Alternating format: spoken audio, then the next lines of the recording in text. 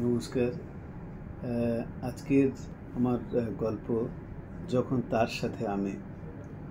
22শে শ্রাবণ বিশ্বকবি রবীন্দ্রনাথের মৃত্যুবার্ষিকী কদিন আগেই চলে গেছে।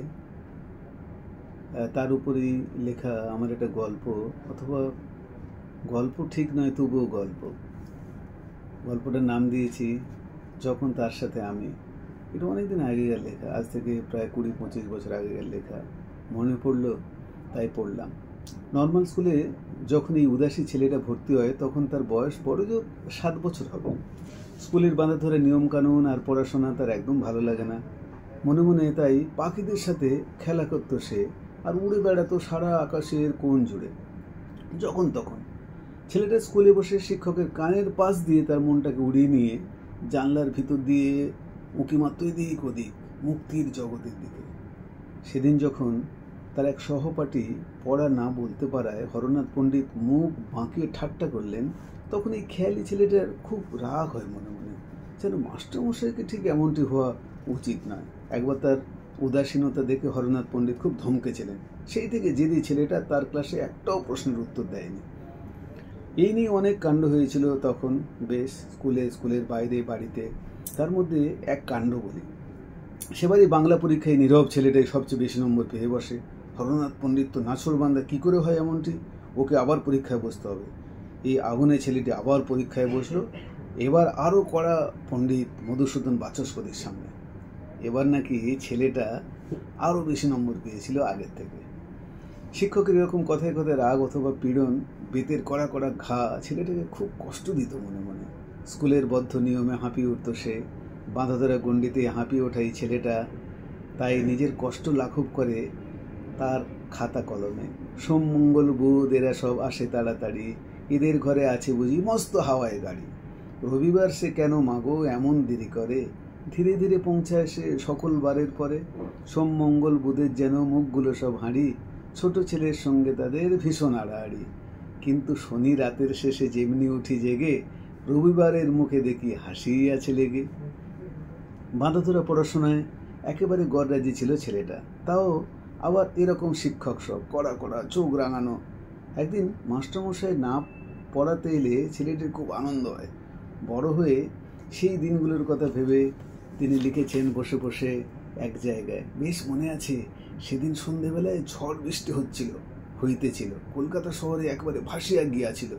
গলির মধ্যে 1 হাঁটু জল। মনে একান্ত আশা ছিল আজ আর মাস্টারমশাই আসিবে না। হঠাৎ গলির মোড়ে সময়ে একটা পরিচিত ছাতা দেখা দিল। সেবার কলকাতায় হঠাৎ খুব ডেঙ্গু হতে শুরু করেছিল। আবার ছেলেটিকে পেন্টিগ্রামে ছাতুবাবুদের বাগান বাড়িতে পাঠিয়ে দেওয়া হলো। তখন ছেলেটির বয়স 8। কলকাতার বাইরে সেই প্রথম পা দিয়েছে। সেখানে তার যে কী আনন্দ, কী মজা, কী বলবো। যদিও সেই বাগান বাড়িতে কড়া শাসনের মধ্যে তাকে কাটাতে হলো বেশ কিছুদিন। এদিক ওদিক কোথাও যাওয়ার জো নেই, তাই মনে মনে ক্ষোভে দুঃখে তিনি লিখেছিলেন পরে এ কথা, ছিলাম খাঁচায়, এখানে এসেছে দাঁড়ে, পায়ের শিকল কিন্তু কাটে নাই। গঙ্গার উপর তার পালতোলা নৌকা আর স্টিমারের বাঁশি শুনে দিন কাটত, দিনের প্রতিটি মুহূর্ত। হঠাৎ তার এই আনন্দের দিনগুলো ফুরিয়ে গেল। তাকে আবার ফিরে আসতে হলো কলকাতায়। এবার ভর্তি হতে হলো আবার সেই নর্মাল স্কুলে। বাড়িতে টিউশন রীতিমতো। সেই সব দিনের কথা ভেবে বড় হয়ে তিনি লিখলেন, মাস্টারমশাই মিটমিটে আলোয় পড়াতেন প্যারি সরকারের ফার্স্ট বুক। প্রথমে উঠতো হাই, তারপর আসতো ঘুম, তারপর চলতো চোখ রগড়ানি, তারপরেও শুনতে হতো মাস্টারমশাইয়ের অন্য ছাত্র কেমন সব শোনার ছেলে, পড়ায় তাদের আশ্চর্য মন। আর আমি, সে কথা বলে কাজ নেই। সকল ছেলের মধ্যে একলা মুখ্য হয়ে থাকবার মতো বিশ্রী ভাবনাও আমাকে চিতে রাখতে পারত না। রাত্রি 9টা বাজলেই ঘুমের ঘরে ঢুলু ঢুলু চোখে ছুটি পেতাম। উপরন্ত এরপর একদিন সেই ছেলেটা বড় হলো, বড় হওয়ার মতো। এলো পৌষ মাসের 7 তারিখ 1308 সাল। শান্তিনিকেতনের ব্রহ্মাশ্চর্য প্রতিষ্ঠা করলেন তিনি।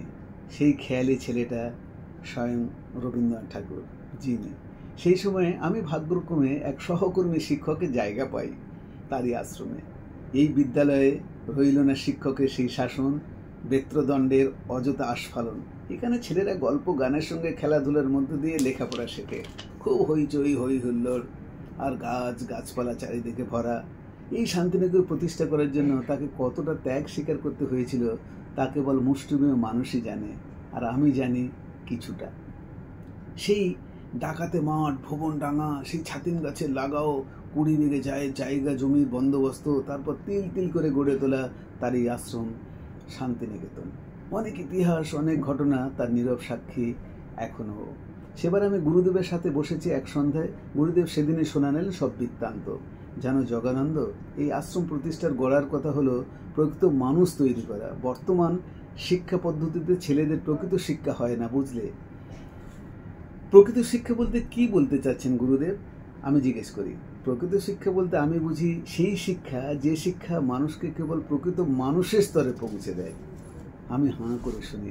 শিক্ষার উদ্দেশ্য কি জানতে চাওয়ায় গুরুদেব আবার বললেন, শিক্ষার উদ্দেশ্য সেই মানুষকে প্রকৃত মানুষের স্তরে পৌঁছে দেওয়া। আবার বললেন, শিশু চরিত্রে বিদ্যার আলো, জ্ঞানের আলোক প্রতিভাত করাই প্রকৃত শিক্ষা। আর তা যদি চরিত্রগত না হয় তবে শিক্ষা শিক্ষাই নয়। এবার গুরুদেব দীর্ঘশ্বাস ফেলে তার ছোট্টবেলার কথা বলতে শুরু করলেন। ছোটবেলায় আমি যেসব স্কুলে পড়েছি সেখানে পড়ানো হতো বটে, কিন্তু ছেলেদের চরিত্র গঠনে কোনো নজরই দেওয়া হতো না। শিক্ষকগণ ও সেই অর্থে চরিত্রবানও ছিলেন না। কথায় কথায় রাগ আর অযথা পীড়ন বড্ড বেদনা দিত আমাকে, জানো। সেই ছোটবেলায় তিনি ভাবতে শুরু করেছিলেন, ছেলেদিওকে মানুষ করে তুলতে হলে শিক্ষককে আদর্শ পুরুষ হতে হবে। যে বিষয়ে তিনি পড়াবেন সে বিষয়ে তার যথেষ্ট জ্ঞান থাকবে।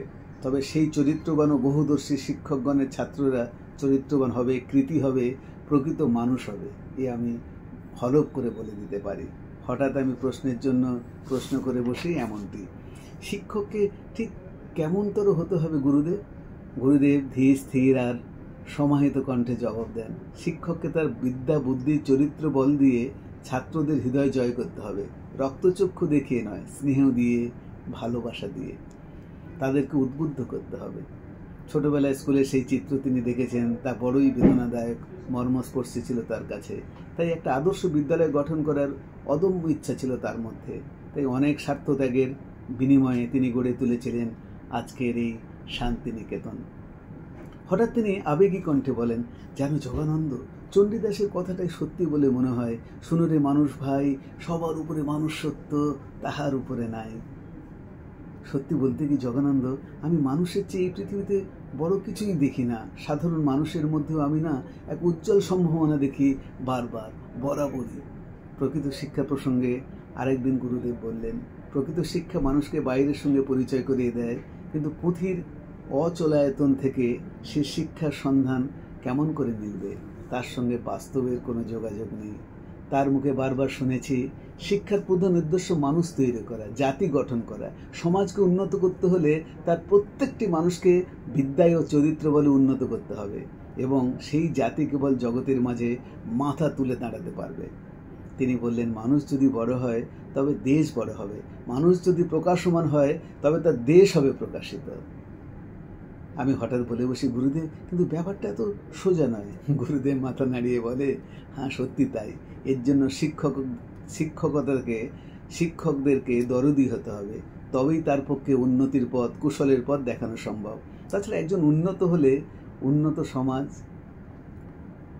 উন্নত হয় না। সমষ্টিগত উন্নত হলেই তবে প্রকৃত উন্নতি। আবার বলি, তাছাড়া একজন উন্নত হলে সমাজ কখনো উন্নত হয় না। সমষ্টিগত উন্নতিই হলো প্রকৃত উন্নতি। কবিগুরু একবার মুখ করে দুঃখ করে বলেছিলেন, পুঁথিগত বিদ্যা আমাদের সেই শিক্ষা শেখাতে পারে না। তাই স্কুল কলেজের গণ্ডি পেরিয়ে আসার পর যখন আমরা সংসারের রণাঙ্গনে ঝাঁপিয়ে পড়ি, তখন নানা ঘাত প্রতিঘাতে আমরা মরার মতো হয়ে পড়ি। চারদিক অন্ধকার দেখি, পরাজয়ের গ্লানি তখন চেপে ধরে আমাদের। তাই বাস্তবকে দূরে সরিয়ে রেখে যে শিক্ষা, তাতে আমাদের কোনো উপকারই হয় না। সেটা তখন মনে হয় সে শিক্ষা নয়, প্রকৃতির নিষ্ঠুর পরিহাস। কবিগুরু রবীন্দ্রনাথ ঠাকুরের মানস দর্পণের প্রচলিত শিক্ষার এরূপ নিষ্ঠুর পরিণতির ছবি ধরা পড়েছিল তার প্রথম থেকেই। তাই তিনি শান্তিনিকেতন প্রতিষ্ঠা করেছিলেন, যে হাজার পরিশ্রম, কষ্ট আর মানসিকতার বিনিময়ে তা আমাদের ধারণার বাইরে, আমরা কল্পনাও করতে পারি না তার সেই প্রতিজ্ঞার কথা।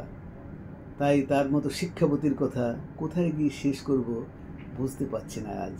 তাই বলি, মহাসমুদ্রের বিশালতা দেখে হতবাক হয়ে অবাক বিস্ময়ে অনন্ত প্রসারিত নীল সমুদ্রের অগাধ জলরাশির দিকে বোবা চোখ দুটো মেলে ধরে থাকা ছাড়া যেমন আমাদের কোনো বোধশক্তি থাকে না, তার অনন্য প্রতিভার কথা ভাবতে গেলে তদ্রূপ বোবা বনে যেতে হয়।